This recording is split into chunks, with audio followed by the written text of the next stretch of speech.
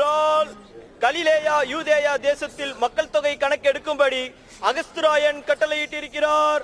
எனவே மக்கள் தொகை கணக்கெடுப்பில் எல்லோரும் அவரவர் ஊர்களுக்கு செல்லும்படி கேட்டுக்கொள்ளப்படுகிறீர்கள்.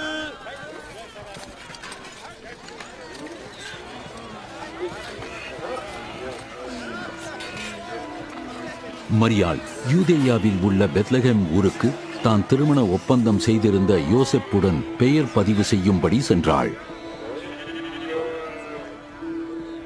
பெத்லகேமிலே அவர்களுக்கு தங்க இடமில்லாதிருந்தது. ஆனால் அவர்களுக்கு கிடைத்ததோ ஒரு எளிய மாட்டுத் தொழுவம்.